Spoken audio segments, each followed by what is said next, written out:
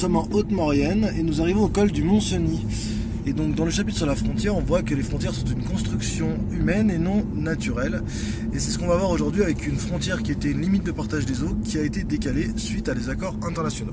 Donc bienvenue au col du Mont-Cenis, nous y arrivons dans un décor magnifique. Nous sommes en Haute-Maurienne, dans le département de la Savoie du 73. Bienvenue. Nous voici donc au col du Mont-Cenis, donc qui est en dessous avec le relais du col du Mont-Cenis, 2084 mètres. Et donc ce col du Mont-Cenis est devenu en 1860, et c'est le début de notre histoire, la frontière entre la France et l'Italie. Donc en 1860, la Savoie ici présente devient française. Et pourquoi? Parce que Napoléon III avait demandé, en échange de son aide pour l'unification italienne, la restitution des départements savoyards. Donc c'est depuis ce temps-là que nous autres Savoyards, nous avons été annexés par les Français. Et nous avons perdu notre particularité. Bref, on ne va pas polémiquer là-dessus. Revenons à nos moutons. Donc à ce moment-là, le Mont-Cenis devient la frontière entre la France ici et l'Italie de ce côté-là. Pourquoi? Parce que c'est la limite de partage des eaux.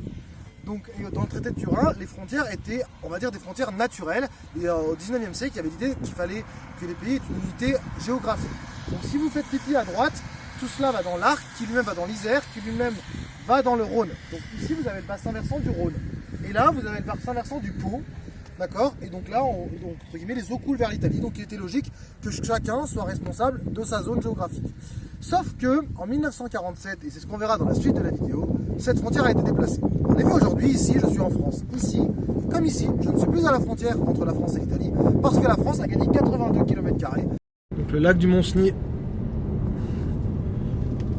et le barrage La Beaufort. La suite de notre histoire se passe en 1947. Après la guerre, la Seconde Guerre mondiale, la France négocie un traité frontalier pour récupérer une partie, suite à sa victoire dans la Seconde Guerre mondiale, avec les Alliés, négocie de récupérer une partie du territoire italien.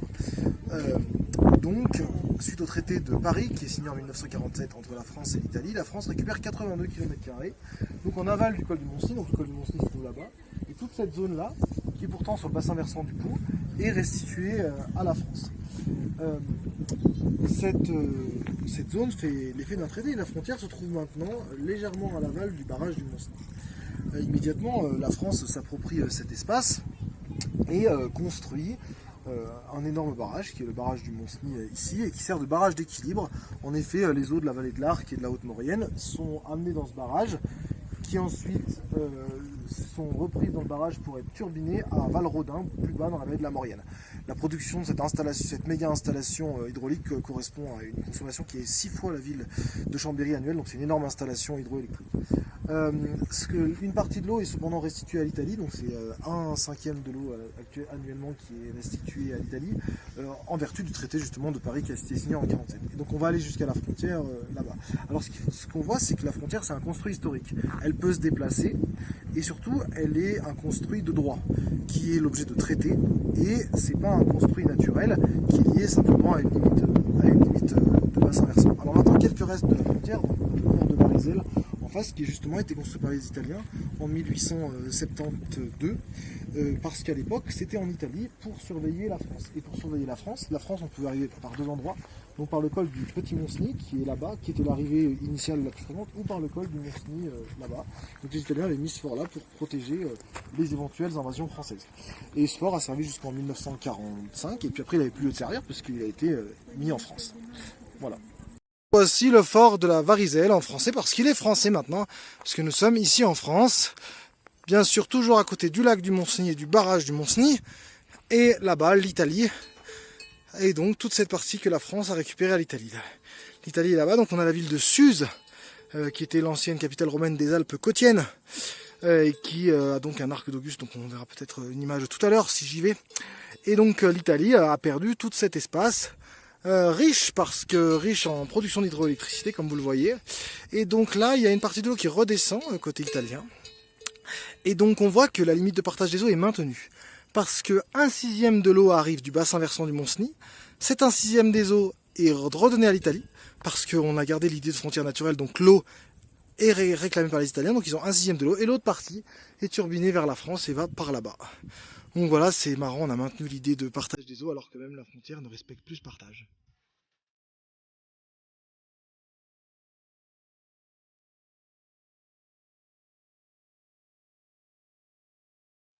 Le lac du Mont-Cenis. Évacuation vers les eaux françaises à gauche. L'arrivée des eaux françaises depuis le col de l'Arc là-bas au fond. Et là le col du Mont-Cenis depuis le fort de Varizelle, construit par les Italiens pour se défendre de la France. Là-bas et là-bas. Donc là on est côté italien. On arrive de Suse donc et on monte vers le col du Mont-Cenis qui est là-bas avec le barrage.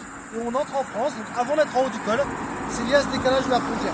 Alors la frontière aujourd'hui il n'y a aucune trace physique réelle. C'est grâce au GPS d'un de mes amis qu'on a su qu'on avait passé la frontière. Il n'y a même pas marqué France, c'est marqué Auvergne-Rhône-Alpes. Donc voilà, avatar de l'Union Européenne où il n'y a plus vraiment de frontières entre les États de l'espace Schengen. Mais néanmoins, il y a quand même une frontière légale qui existe pour la France-Italie. Là, on voit encore que c'est un panneau italien. Et ensuite, on voit que c'est un panneau d'indication français pour la route. Donc voilà. Alors, finalement, on voit que la frontière s'est déplacée. Mais aussi que cette frontière, finalement, elle se passe extrêmement facilement. Derrière nous, il y a un magasin de souvenirs, vraisemblablement, qui veut être une ancienne trace de cette frontière dans laquelle il y avait encore une douane dans les années 80 et qui n'a plus lieu d'être aujourd'hui parce qu'il n'y a plus de douane et il n'y a plus de douaniers. Enfin, si on en a vu quelques-uns en haut parce qu'il y a quand même des Français qui vont acheter des cigarettes en Italie ou des migrants qui tentent...